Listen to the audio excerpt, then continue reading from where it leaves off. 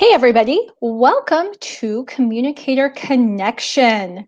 So, this is a conversation that takes place live on topics that every communicator wants to know or needs to know to move forward in amplifying their messages. And today I'm joined by James Ryan Leonard, transformative leadership coach and author of Positive Intent, to talk about handling sticky situations with grace and generosity. As founder of the Positive Intent Bootcamp, James has seen the limits of positive intent stretched in both real life and online spaces. James, welcome today. Thank you. Thank you for having me. So I'm going to have you explain positive intent, but really quickly, just because I know that you're fairly new to our audience, to let you know that I'm a social media consultant and I work with primarily Christian communicators to help them leverage the power of social media to build community online. Most of our viewers either have an interest in selling more books or maybe getting more speaking gigs, but more than anything, they want their online relationships to be really authentic. And before we really dive in, the reason I need you to explain what positive intent means is because I think for a lot of people, they think that we're just going to mosey on and just think the best of everybody and have rose-colored glasses. And they might feel like we're talking about being a doormat or just letting ourselves be walked on. So can you tell us more about what you mean when you talk about positive intent? Yeah, I think that's an easy misperception to make. We talk about positive intent. It's all about generosity and curiosity are really the fundamental pieces of it. And it's just a matter of And the reason I need you to explain what learning positive how intent to control your responses to negative situations when they arise. We all have emotions. We have emotional reactions to things, but to live with positive intent is to take those emotions, recognize them for what they are, put them to the side, and bring in generosity and curiosity in those moments. And what ends up happening is you end up building more trusting relationships with people. You get the benefit of the doubt from them, and it just makes your relationships stronger. And it works at home and in life, at work, and online. The same principles apply regardless of the setting. So I love that you talk about generosity and curiosity, because I think sometimes when we run into these sticky situations online, that's what we're missing, because we just get so focused, I think, on what we assume other people's intent is. So to just provide a little context, because I want you to understand why you're invited. So this is totally audience demand. I host a free Facebook group for online community managers or people who want to grow an online group in some way, and they want their group to be healthy.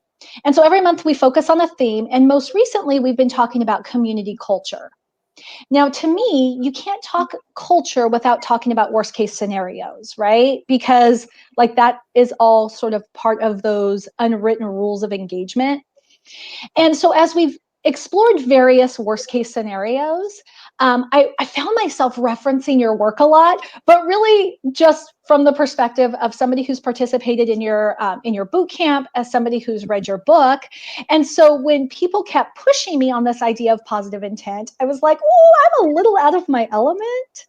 So I thought it'd be great to invite you here for a live conversation on the topic. And what I want to do, if it's okay with you, is I want to give you kind of some real world challenges that people face as group managers, and have you sort of walk us through how positive intent could help us successfully navigate the scenarios. How does that sound? Sounds great. Yeah. All right. And also, I think it's important to mention, we're going to talk about some worst case scenarios, but positive intent is really about committing to the daily habit and practice of it. And in so doing, you should see your culture grow stronger. And these worst case scenarios that come up are going to be easier to deal with.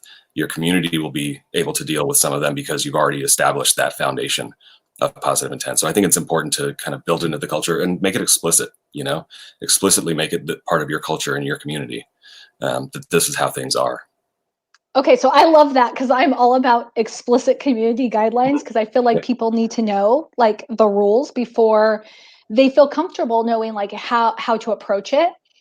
And so I do want to say, because I'm glad that you addressed we're talking about worst case scenarios, right? Because what I think the hard part of online governance is really sorting through the gray areas, right? So if I'm running a group somebody comes in and starts spamming us with like a comment to every post about their latest greatest weight loss project or product, that's a no-brainer, right? We shut them down. Like, you delete their comments, you kick them out of the group, easy peasy, done. That's a very clear violation of trust and the community when it's established to be around. Now, if I have a new member who says like, oh my gosh, I'm so glad I found this place. I have been following insert competitor name here, for the last year, and it just hasn't been a good fit, but I didn't know I had other options. Like, you wouldn't delete that even if you had a community rule in place that says, we don't talk about competitors, we just talk about our stuff, because that comment's not coming from a place of malice. They're not doing any name calling. They're not saying anything bad. Right. It's a safe statement. So that stays. So that's not really the problem, right? The problem is these gray areas. And so the first one I would love for you to talk us through, because I think that this is probably what I see the most, is, online groups are created to be safe spaces for people to develop community around a shared experience of some sort. And so a lot of online groups tackle tough topics, infant loss, infertility, abuse, divorce. I mean, if you can name it or think it, there's a group for it. We say, right, like, we're a broken world filled with broken people. And so in these groups, it's normal for people to share their struggles, their frustration, even their feelings of defeat. We want them to do that. Mm-hmm. But we also don't want an emotional dumping ground, because like reality TV, it's fun to watch from time to time, but like nobody wants to live it. And so if there's too much negativity, people will leave. And so what do you say to that person who's leading a group where she finds that kind of everybody is stuck in that space where they're sharing their struggles from negative, condemning perspectives? Like, how could positive intent help either to redirect the conversation or maybe to open the minds of those who seem to be stuck in either a victim or a persecutor loop? Yeah, it's an interesting question. I think about the principles of positive intent. The first principle of positive intent is remember your audiences. And by that, I mean, when you're communicating, you're not just communicating with the person that you're communicating with. That person is going to then go communicate with others. Or in the case of a Facebook group, you're communicating with someone directly, but you've got everybody else in your community who's also watching how you communicate. So you have to lead by example with generosity and curiosity. You have to assume positive intent from the other people. Whoever the person is that's causing you problems in your group, you have to assume positive intent, even if you know it's not. They don't have positive intent. And that's when it's most important to bring positive intent, is when you're dealing with somebody who is not coming from a positive place, but you've committed to this mindset, and your interaction is going to be more positive, and the result is going to be more positive if you can bring that positive intent. And so one other point I would make, actually the second principle of positive intent is ask a question instead. And that's a good habit to form if you can. Anytime you're ready to state an opinion or give someone advice, stop yourself, ask a question instead, and you're going to end up with a better outcome. So I love that, because I find that when I'm teaching crisis communications in online spaces, one of the things that I always tell people is a statement to a statement, regardless of the intent behind it, is always going to sound like arguing. Yeah. So the best thing you can do is ask a question. And, and sometimes it's hard. I like what you said also, is that, sometimes our assumption of, oh, this is negative, they're just using this place as a dumping ground, is really us judging their intent. Exactly. And we don't have, do we have a basis of knowledge to know that that's their intent? So what would be some questions that you might ask in that situation? That it would either, and please tell us, like, I would ask this question in order to discover their intent, or I would ask this question to redirect the conversation. Like, so give us some questions. Well, give me a specific scenario. What's an example of something someone would say? So let's take a single moms group, because this is fun. We'll take a single moms group, which is frequently going to have custody battles, right? And so single moms group. And so moms are going to come in here and they're going to talk about their exes. They're going to talk about I can't believe he's taking me back to court for this, or he owes me child support. Or let's go with the child support one. Let's say, you know what, he owes me back child support. I don't want him to see the kids. And this person is on and on and on, right? Let's just say it's been several comments. And then what ends up happening, right? You let one go and you say, wow, I'm sorry you're experiencing that. But then after that, you get other members going, oh, well, my ex hasn't paid me child support in 12 years. And then somebody else says, yeah, well, I pay my ex child support because he's a deadbeat. How do we use positive intent to get us out of that quagmire? Yeah. Well, it's hard. I'm not a single mom myself, so I can't give you specific advice on that. But it sounds like you've got a lot of women who are experiencing similar challenges. I think a question that gets to something deeper would be good in that kind of a situation, because you're complaining. Not complaining is the wrong word, but you're talking about all of the details of your situation and how terrible everything is. That you need to get it into something deeper. How does this feel? Just as a human being, you're in this community because you're all going through the same problems. Ask about how someone handles a situation. Try and get into their thought processes and their emotions. Dig a little bit deeper, and you'll end up, I think, taking the conversation to a more productive place. Okay, so this really hits home. We have Lori watching us today, and what she was saying is, these are the issues that make her feel like she's a little scared to start a single moms group, because custody, visitation, all that stuff is child support. Those are all big things.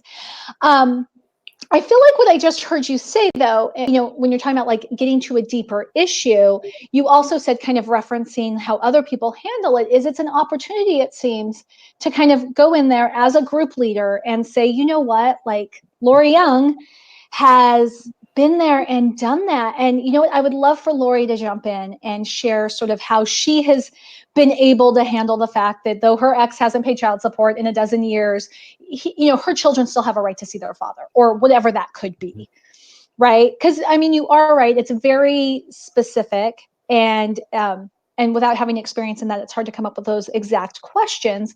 But what would be some generous question? Like, I've noticed that you tend to ask the question, "How can I help?" a lot. Yep. And go ahead. That's actually the mantra that I've adopted for living with positive intent. It's how can I help and what can I learn? How can I help is generosity, and what can I learn is curiosity. And I find those two questions guide me when I don't know what to do or what to say or how to approach a situation. How can I help? And not just giving them advice, but how can I, in this case, in your role as the leader of an online community, how can you help with the authority that you bring, with the insight that you have, the perspective that you have? And then what can you learn? What can you learn from these people in this situation? What kind of question can you ask them that will pull out maybe useful things that, like you said, ask someone who has gone through this before. What kind of wisdom do they have that can be imparted to others? I like that. I even like the idea of maybe just saying, this sounds really hard. How do you think we can help you here? How can we help? Yeah. And then because I think that would get to their intent. It would also get to their expectation. And if their expectation is that you guys are going to like start a GoFundMe account, well, then that they might be in the wrong place. And then that's a different situation to handle. Well, and to someone who's thinking about starting a group and scared to start a group because of this reason, that gets back to what you said about being really clear about the ground rules and the culture that, that if you don't want a group like that, then create a group that's not like that. Right. I love that. I love it. So I hope you're listening to that, Lori, because I think that is excellent advice for you. If you don't want a group like that, then don't create a group like that. Yeah. So let's move on to scenario 2.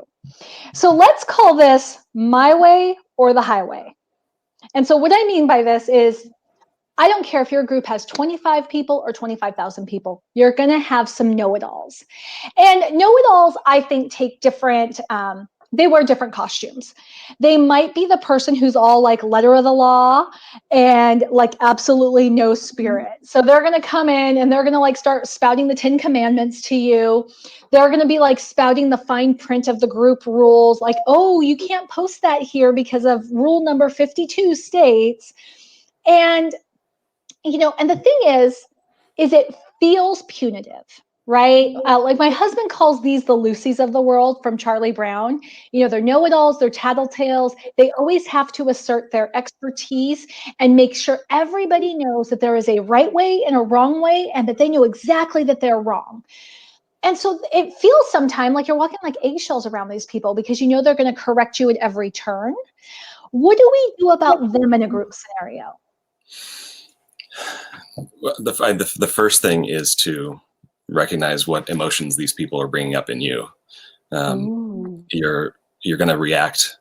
You know, everyone's going to react to that in a certain way, in a different way, and your reaction is not going to help you respond in a productive way.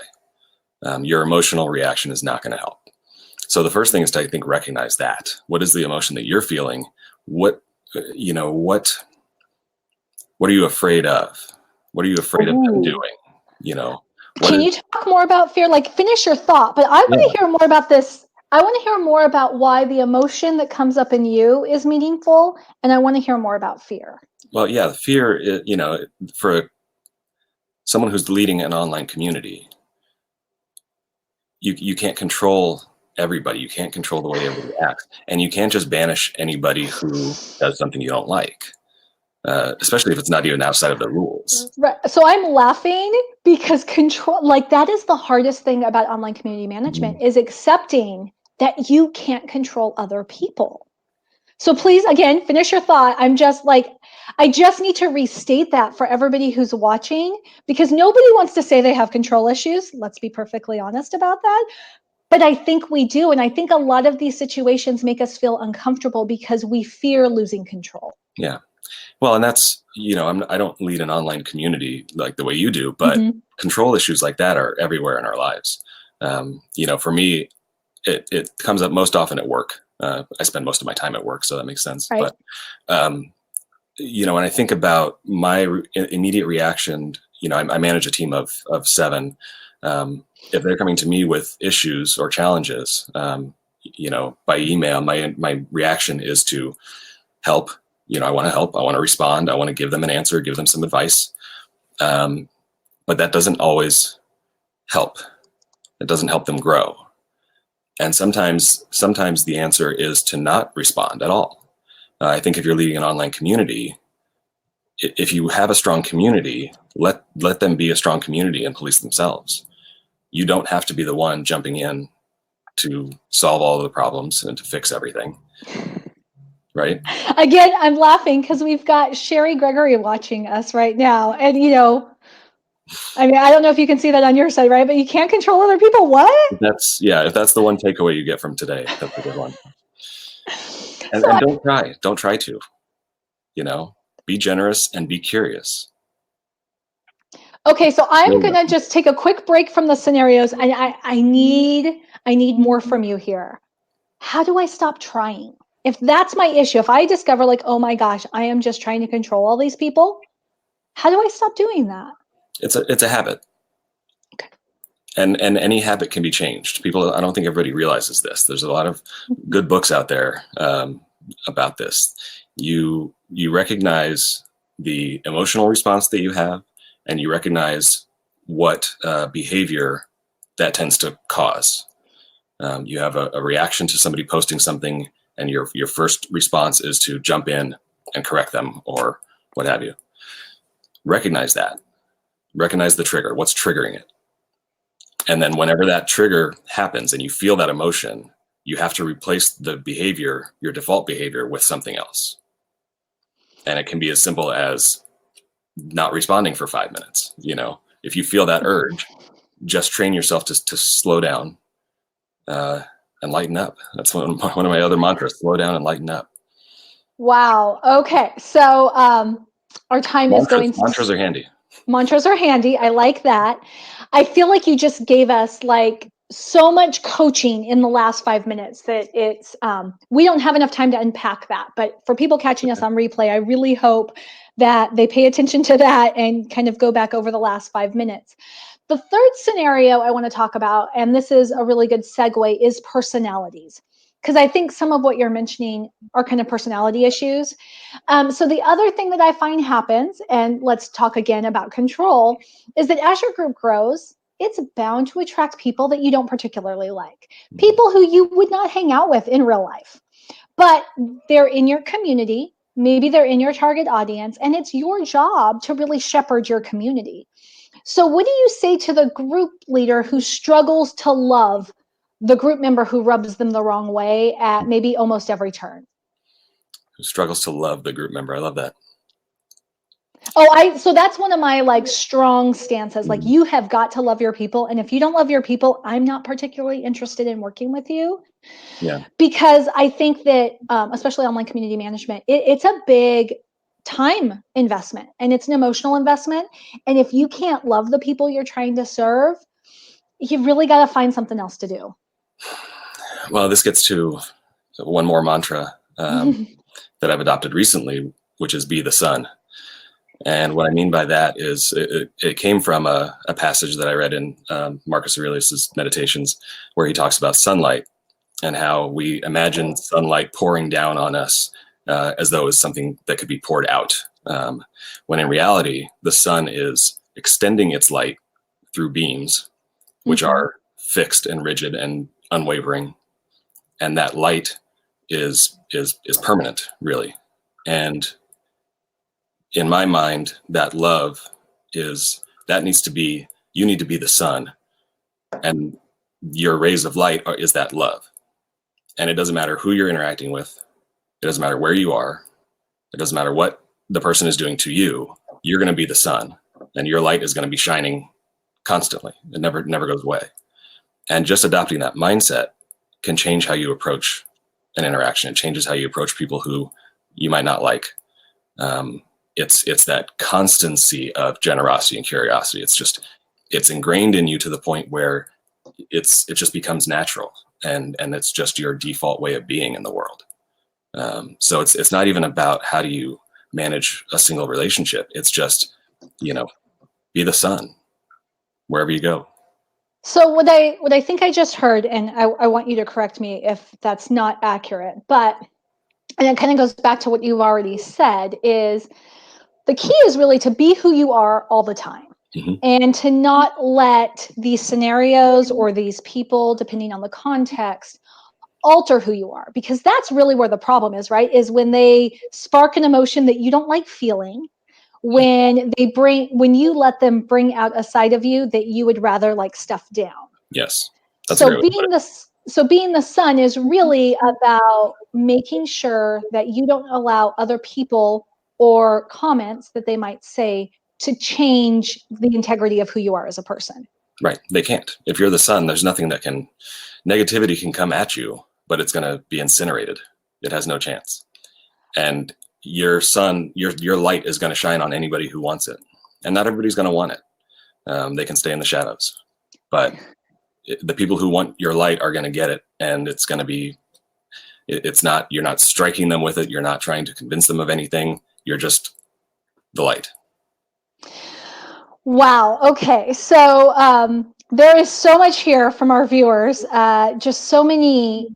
I don't know what to say other than like call them golden nuggets of insight. So I want you to know. So rather than doing that formal like summary and conclusion, I would love for you to just see kind of what has really hit home with people.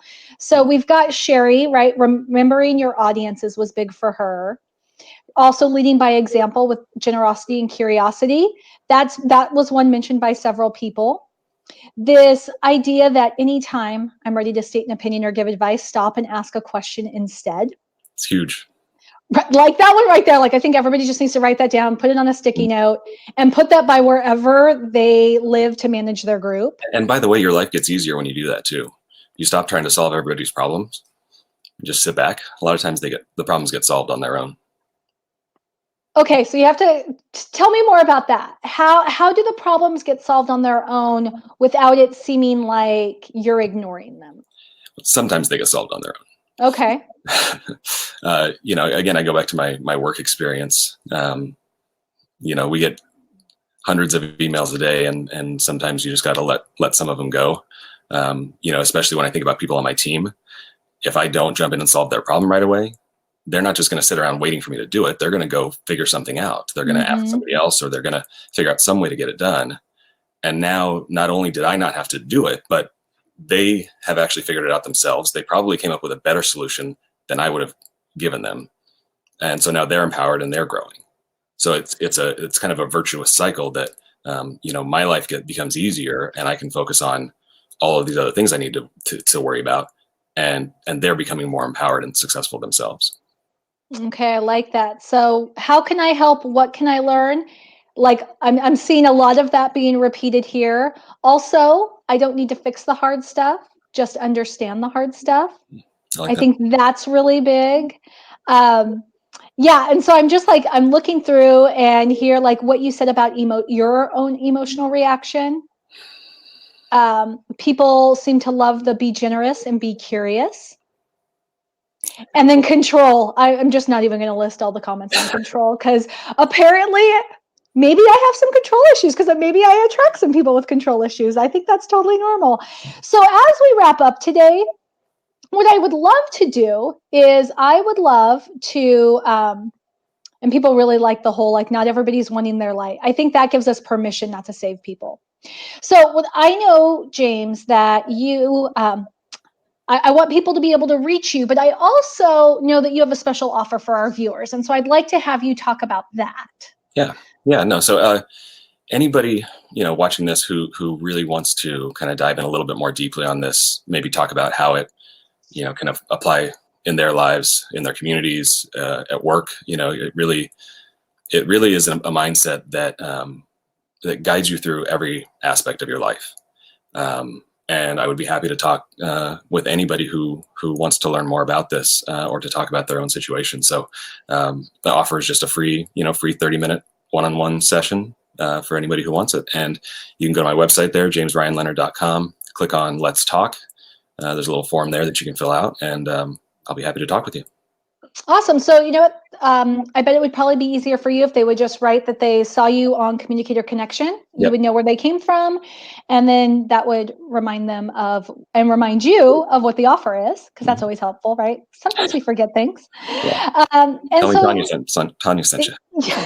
yeah, that's the secret knock. Tanya sent me. So I just want to thank you for joining us today. I want to thank you for helping us to sort of wrap our minds around this idea of positive intent and applying it to the work that we do. As you guys already saw, right, if you want to connect more with James, you want to find out more about this work that he does, it's jamesryanleonard.com. You'll get this free 30-minute coaching session as a Communicator Connection viewer. All you have to do is fill out this contact form and say, Tanya sent me. And then I just want to thank everybody for joining Communicator Connection today. This has been a really enjoyable conversation for me. I hope it's been really valuable for the rest of you. And I just hope everybody can then move on and really start applying this to the work that they do. So have an amazing day.